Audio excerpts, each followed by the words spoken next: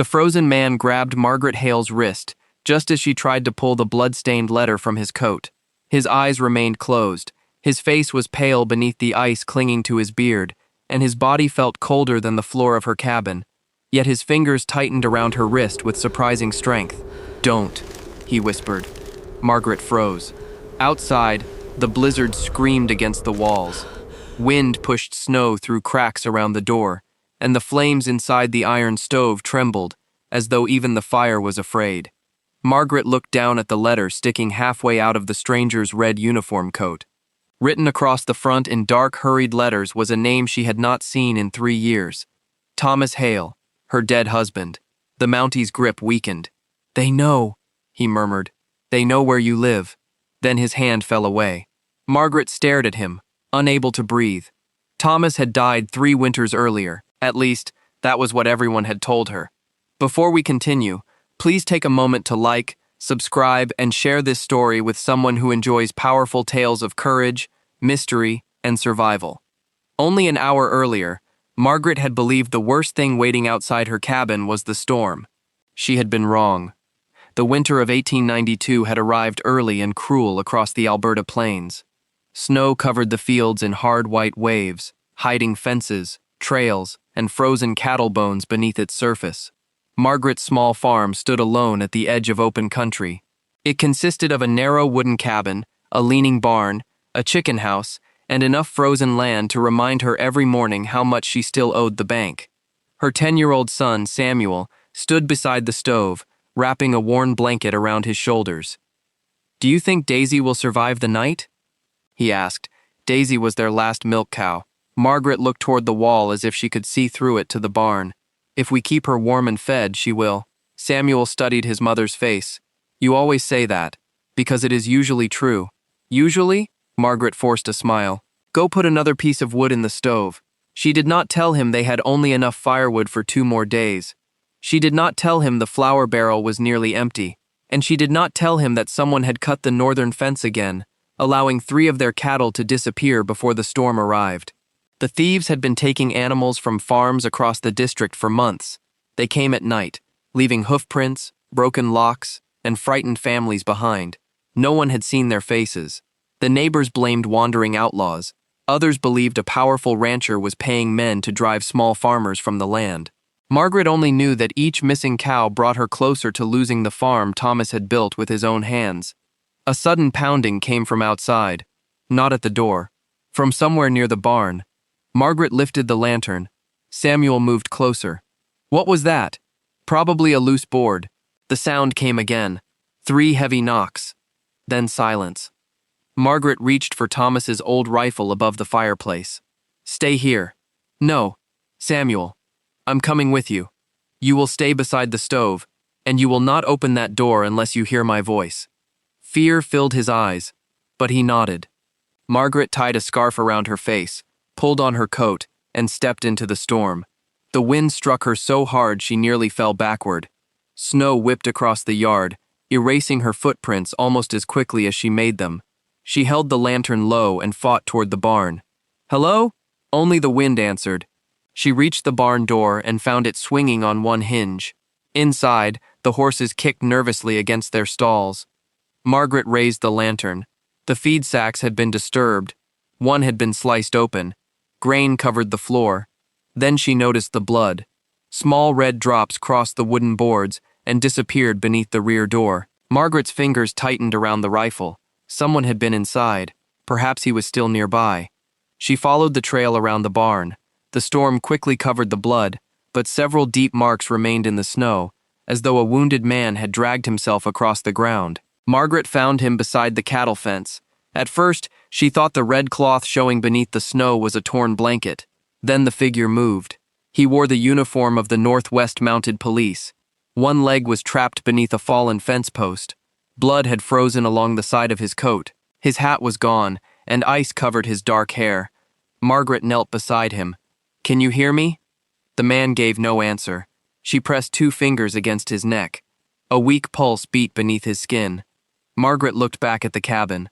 It was less than 50 yards away, but in the storm, it seemed a mile. She could leave him and get help after the blizzard. but he would be dead within minutes. "Samuel!" she shouted. The cabin door opened. Her son appeared holding a rope. "I told you to stay inside. I saw you kneel down. Bring the sled!" Together, they tied the Mountie onto the small wooden sled used for hauling firewood. Margaret pushed while Samuel pulled. The storm fought them the entire way. By the time they reached the cabin, Margaret's hands were numb and Samuel was crying from the cold. They dragged the Mountie inside and laid him near the stove. Margaret removed his gun belt first. Then she cut away the frozen cloth around the wound in his side. A bullet had passed through his coat and torn into the flesh below his ribs. Samuel stared at the blood. "Is he going to die? Not if I can stop it." She heated water, cleaned the wound, and pressed folded cloth against it. The man groaned but did not wake. Samuel pointed toward the red uniform. "Mother, look." A small silver badge was pinned beneath the torn coat. The name engraved upon it read, "Constable Daniel Reed." "He's a real Mountie," Samuel whispered. Margaret searched his pockets for anything that might identify where he had come from. She found cartridges, a pocket watch, 2 coins, a small photograph of an older woman, and the blood-stained letter. The sight of Thomas's name made her hands tremble. She remembered the day her husband disappeared. Thomas had ridden north to help a neighbor search for stolen cattle. His horse returned 2 days later with blood on the saddle. A search party found signs of a struggle near the frozen river. They found Thomas's scarf trapped beneath the ice. They never found his body. The local constable said no man could survive those temperatures. Margaret had buried an empty coffin. She had stood beside the grave holding Samuel's hand while the preacher spoke of heaven. For 3 years, she had forced herself to believe Thomas was gone. Now his name was written on a letter carried by a wounded Mountie who had appeared near her barn in the middle of a blizzard. Margaret opened it. The letter was short. "Constable Reed, the man you seek is alive. Thomas Hale is being held at the abandoned mission beyond Black Pine Ridge. The cattle raids are paying for something much larger. Trust no one in Willow Creek, especially the man wearing the silver wolf. Come alone before the next full moon, or Hale dies." There was no signature. Margaret read it again, then a third time. Samuel watched her. "What does it say?" She folded the letter quickly. "Nothing you need to worry about. It has Father's name on it." Margaret looked at him. Samuel's face had changed. He was no longer the small boy who had waited at the window every evening for his father to return, but hope entered his eyes with the same painful innocence. "Is Father alive?" Before Margaret could answer, Constable Reed gasped. His eyes opened. They were gray, sharp, and filled with fear. He tried to rise, but pain forced him back. "Where am I?" "You are in my cabin," Margaret said. "My name is Margaret Hale." At the sound of her name, Reed became still. His gaze moved to Samuel, then to the open letter in Margaret's hand. "You read it. My husband is alive?" Reed looked toward the window. "You must put out the lamp. Answer me. They may have followed me." Margaret grabbed his coat. "Is Thomas alive?" Reed closed his eyes for a moment. "He was alive 6 weeks ago." Samuel made a broken sound behind her. Margaret felt the room tilt beneath her. "Where is he?" "The letter tells you where they claim he is." "Claim? It may be a trap. Who sent it?" "I don't know." "Why would cattle thieves keep my husband alive for 3 years?" Reed opened his eyes again. "Because your husband saw something the night he disappeared." "What?" Reed hesitated. The fear on his face was not caused by the men outside. It was caused by the truth he was about to speak. "I was there that night," he said. Margaret slowly released his coat. Samuel stepped closer to her. "You knew my father?" Reed looked at the boy, and guilt filled his expression. "Yes." Margaret's voice became cold. "Then tell me what happened." A horse neighed outside. Not one of theirs. All 3 turned toward the door. Through the screaming wind came the faint sound of men's voices. Reed reached weakly for his missing gun belt. Margaret lifted the rifle. "How many?" "At least 4, Reed whispered. A shadow moved past the frosted window. Then someone knocked on the cabin door. 3 slow, heavy knocks. A man called from outside. "Mrs. Hale, we know the Mountie is in there." Samuel gripped his mother's dress. The stranger continued, "Send him out, and you and the boy may live." Margaret looked at Reed. He stared back at her, breathing hard. "Before you decide," he whispered, "there is something else you must know." Another blow shook the door. Reed's next words struck Margaret harder than the storm. Your husband did not disappear because of the cattle thieves. He swallowed painfully. He disappeared because of me. The first bullet tore through the cabin wall and shattered a tin cup beside the stove. Samuel screamed. Margaret threw him to the floor as another shot punched through the window, spraying glass across the room. The lamp flame jumped. "Put it out!" Daniel shouted. Margaret grabbed the lamp and smothered the flame beneath a blanket. Darkness swallowed the cabin. Outside, the storm roared. Inside, the only light came from the red glow of the stove. A man shouted, "Last chance, Mrs. Hale." Margaret crawled toward the rifle. "Samuel, get behind the woodbox." "But, now." He obeyed. Daniel dragged himself upright against the wall, one hand pressed over his wound. "You cannot fight 4 men alone," he said. "I am not sending you out. You do not know what I did. I know they plan to kill us whether I do or not." A shadow passed the broken window. Margaret fired. A man cursed outside and fell into the snow. The others answered with gunfire. Wood splintered above Margaret's head. Daniel reached for his revolver on the table, but his fingers shook too badly to close around it. "Back door," he whispered. "Is there another way out?" "The root cellar." Margaret pointed toward a trapdoor beneath the table. Daniel looked at Samuel. "Take the boy and go. What about you?" "I will keep them here." Margaret stared at him. "You can barely stand." "That may be enough." Another bullet struck the stove, filling the room with sparks. Daniel looked at her. "I failed your husband once. I will not fail his family too."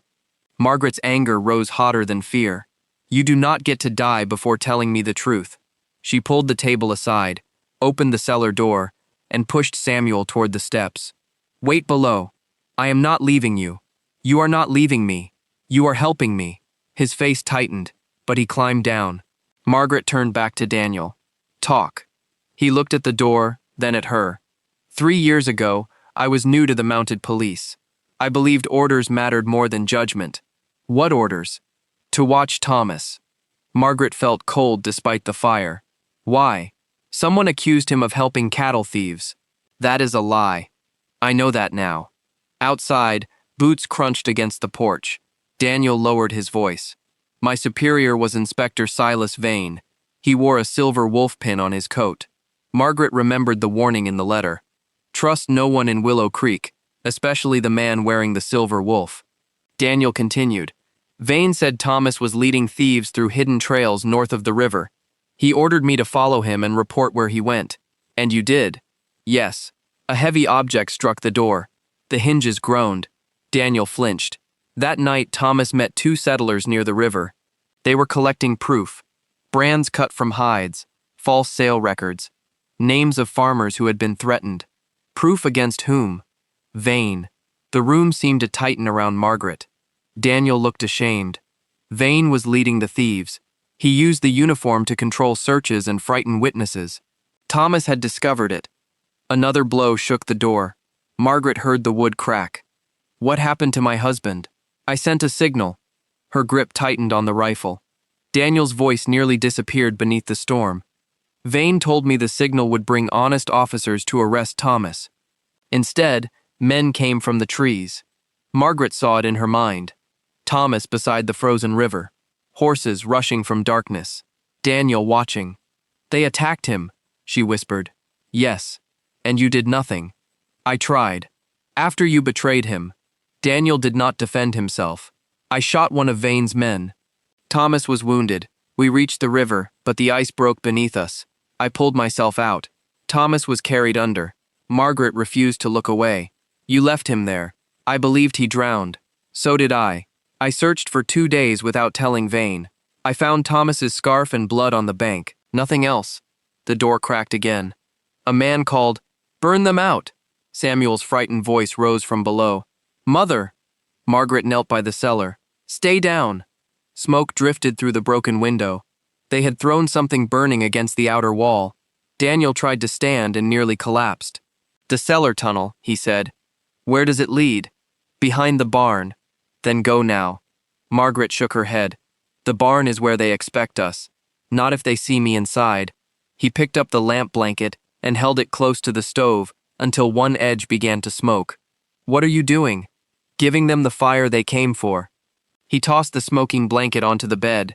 Flames climbed the dry wool. Margaret stared at him. "You will burn us alive. Only if we stay." He dragged the table over the open trap door, leaving just enough room to slip beneath it. "Take Samuel through the tunnel. I will fire from the window, then follow." Margaret grabbed his arm. "You are wounded, and they think I am the reason you are still here." He pressed his revolver into her hand. "If I do not come, go north to Black Pine Ridge. Why should I trust you? You should not." The answer stopped her. Daniel's face twisted with pain. "But Thomas trusted me before I betrayed him. I have spent 3 years trying to earn back the trust of a man I thought was dead." The cabin door burst inward. Margaret fired the revolver. A man stumbled backward from the doorway. Daniel fired from the floor. The remaining attackers scattered. "Go!" he shouted. Margaret dropped into the cellar and pulled the trapdoor nearly closed. Samuel was waiting beside the narrow tunnel Thomas had dug years earlier for storing winter vegetables. Behind them, gunfire exploded. Smoke filled the cabin. Margaret and Samuel crawled through frozen dirt while flames cracked above. "Is father really alive?" Samuel asked. "I do not know." "You think he is?" Margaret could not answer. They emerged behind the barn into waist-deep snow. The storm hid them. Margaret pulled Samuel toward the horse shed, where their old mare trembled beneath a blanket. A figure appeared through the snow. Margaret raised Daniel's revolver. "Wait," the figure gasped. Daniel stumbled toward them, blood spreading across his side. He had escaped. Then another man stepped from behind the barn and pressed a gun to Daniel's head. He was tall, broad-shouldered, and wore a silver wolf pin. Inspector Silas Vane smiled at Margaret. "Thank you for bringing me the letter," he said. Margaret aimed at his chest. Vane did not move. "Shoot me," he said, "and you will never learn where Thomas Hale is." Daniel's face hardened. "You do not know." Vane smiled wider. "Oh, I know exactly where he is." He looked at Samuel. "And I know why Thomas never came home." Margaret's finger tightened against the trigger. Vane leaned closer to Daniel and spoke the truth that shattered what little hope she had left. "Thomas was not our prisoner for 3 years." His eyes settled on Margaret. Fear gripped Margaret. "He was working with us." Margaret kept the revolver aimed at Inspector Vane. "You are lying." Vane's smile did not change. "Thomas helped move stolen cattle through the mountains. He gave us the hidden trails. He warned us when settlers were searching." Samuel shook his head. "My father would never steal." Vane looked at the boy almost kindly. "Every man has a price." Daniel suddenly drove his elbow into Vane's stomach. The inspector's gun fired into the air. Margaret shot the silver wolf pin from Vane's coat. He fell backward into the snow while Daniel grabbed his arm. "Run!" Daniel shouted. Margaret lifted Samuel onto the old mare. Daniel pulled himself into the saddle behind him, and Margaret climbed onto the second horse. They raced into the blizzard. Vane's men fired from the barn, but the storm hid the riders within seconds. They traveled north through the night. Daniel could barely remain upright. Margaret wanted to stop, but orange flames rising behind them showed that her cabin and barn were burning. Her farm was gone. Everything Thomas had built had disappeared in fire and smoke. Samuel looked back only once. "Where will we live now?" Margaret forced herself to keep riding. "First, we find your father." The storm weakened before dawn. Black Pine Ridge appeared ahead, a dark line of trees and stone rising above the white wilderness. Daniel led them toward a narrow trail between the cliffs. "Vane said Thomas worked with them," Margaret said. "Was it true?" Daniel did not answer immediately. "Partly." Margaret turned toward him. Daniel's voice was weak. "Thomas survived the river. Vane's men found him downstream. They kept him alive because he knew every trail through this country. So he joined them? He pretended to." Margaret felt anger mixed with relief. "Why did he not come home?" "He tried during the first year. Vane caught him and threatened to kill you and Samuel. After that, Thomas remained close to the gang so he could learn their names and protect the families they planned to attack." Margaret stared ahead. For 3 years, she had believed herself abandoned by death. Now she understood that Thomas had stayed away because he believed distance would keep them alive. He could have sent word. He did. Daniel reached beneath his shirt and removed a small leather pouch. Inside were 3 folded letters. Margaret recognized Thomas's handwriting. Her hands trembled. "Why do you have these?" "Because I was afraid." Daniel looked ashamed. Thomas gave them to me during secret meetings. He asked me to deliver them if I reached you safely. But Vane watched every road near your farm. I kept telling myself I was protecting you by waiting.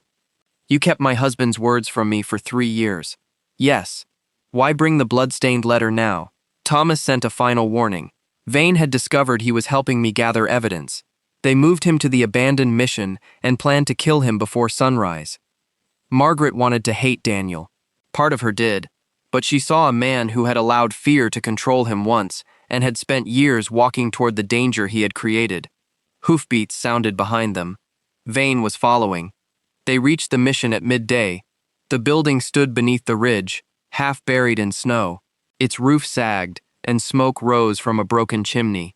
Daniel pointed toward a narrow opening behind the chapel.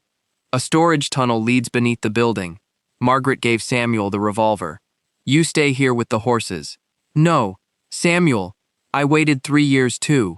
Margaret looked into her son's face. He was frightened, but he was no longer a child who could be protected by silence. Stay behind me, she said. They entered the tunnel. Voices echoed above. Margaret climbed a wooden ladder and pushed open a trap door. The mission's main room smelled of smoke, horses, and unwashed men. Stolen saddles and cut cattle brands covered the tables. A man sat tied to a chair near the fireplace. His hair had turned gray at the sides. A scar crossed his cheek, and his body was thin beneath a heavy coat. But Margaret knew him. Thomas! His head lifted. For one long moment, neither moved. Then Samuel ran. Father! Thomas's face broke apart. My boy. Samuel wrapped his arms around him. Thomas pressed his face against his son's shoulder and wept. Margaret cut the ropes. When Thomas stood, he looked at her as if she were something he had dreamed about during every lonely night. I am sorry, he whispered.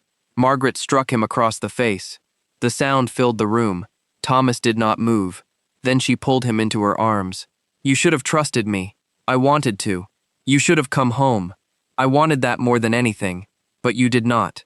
Thomas closed his eyes. If Vane had seen me near the farm, he would have killed you. A gun clicked behind them.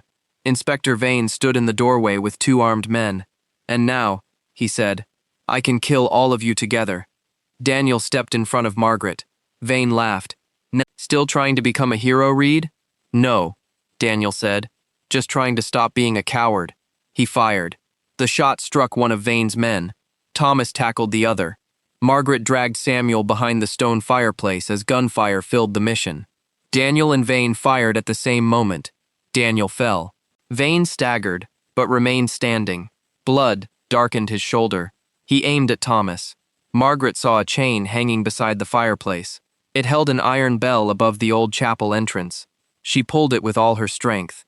The bell crashed through the rotten ceiling. Vane looked up too late. The heavy iron bell struck him and drove him to the floor. Silence followed. Thomas took Vane's gun and kicked it away. Daniel lay near the wall, holding his bleeding chest. Margaret knelt beside him. Stay with us.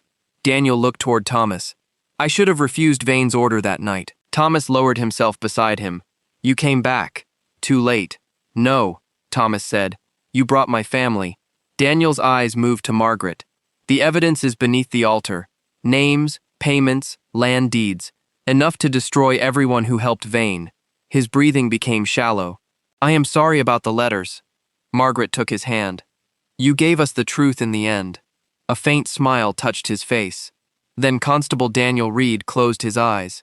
By spring, Vane's records had exposed corrupt officers, cattle buyers, and wealthy ranchers across the territory. Stolen land was returned, and several families received money for the animals they had lost. Daniel was buried near the mission beneath a simple wooden marker. It read, He returned to make things right. Margaret's farm could not be saved, but the government awarded the Hale family part of Vane's seized land. Thomas built a new cabin there. He worked beside Samuel every day, slowly becoming a father again. Trust returned more slowly. Some nights, Margaret woke angry over the lost years. Some mornings, Thomas stood outside, afraid he would never deserve forgiveness. But love did not erase pain. It taught them how to carry it together. Years later, a silver wolf pin hung above their fireplace, not as a symbol of fear, but as proof that cruel men could be defeated by ordinary people who refused to remain silent. And whenever winter covered the Alberta plains, Margaret remembered the frozen stranger she had pulled from the snow. A frightened man had arrived at her door carrying guilt, danger, and 3 unopened letters. Yet because she had chosen mercy during the storm, he had led her back to the husband she believed winter had taken forever. If this story moved you, please like, subscribe, and share it with someone who believes courage can survive even the coldest season.